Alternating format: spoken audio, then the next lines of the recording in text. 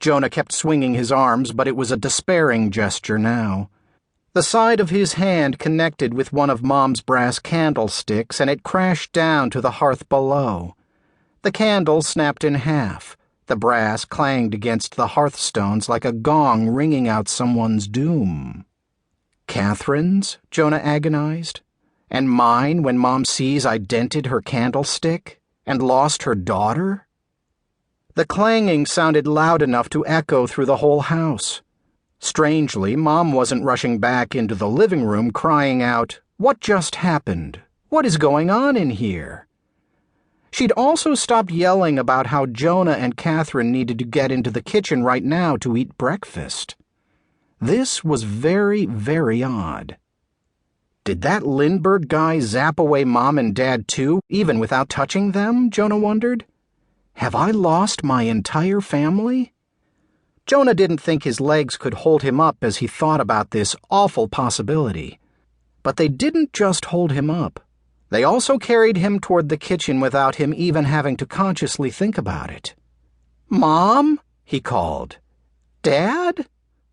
His voice creaked and cracked and came out an octave higher than it should have. How could even his own voice betray him at a time like this? He got to the breakfast nook area of the kitchen where Mom had laid out sunflower placemats and perfectly spaced silverware and cereal boxes and cartons of juice and milk. The cell phone Mom had taken from Katherine was lying on the table too, as if that was supposed to be a reward for coming to breakfast. Jonah picked up the phone and slipped it into his pocket, but kept going. "Mom?" he called again. This time his voice sank to a bass register, but he might as well have been a terrified baby wailing, "Mommy, Mommy, Mommy!" No one was sitting in any of the kitchen chairs, not at the table and not at the desk across the room either. No one was standing over the stove or near the refrigerator or beside the kitchen counters. Jonah whirled around the corner and farther into the kitchen anyhow.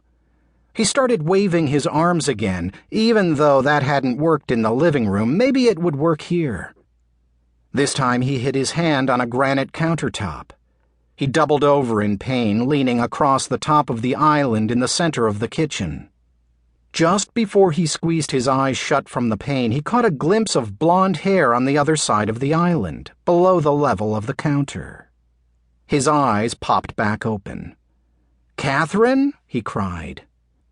It made no sense for Katherine to have disappeared from the living room in Charles Lindbergh's arms a few moments ago, only to reappear here and now, crouched beside the kitchen island. But Jonah was willing to believe that that had actually happened if it meant that Katherine was back, if it meant he hadn't lost his entire family. Jonah spun around the corner of the island, simultaneously crouching lower and lower himself. If Katherine had just gotten back from traveling through time while Jonah was experiencing a couple moments of panic, there was no telling what she'd suffered through.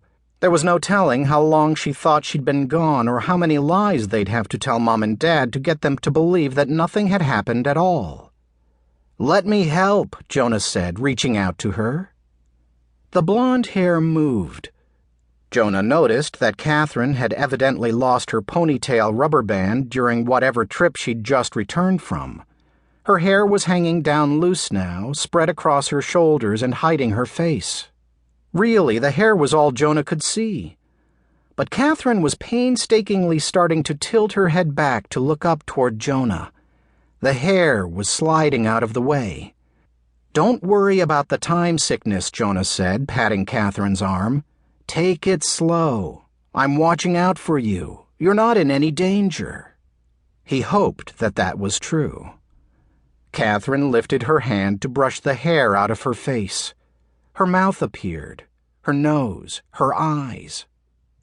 Jonah started blinking frantically, trying to make the girl crouched in front of him look like she was supposed to make her look like the sister he'd seen vanish.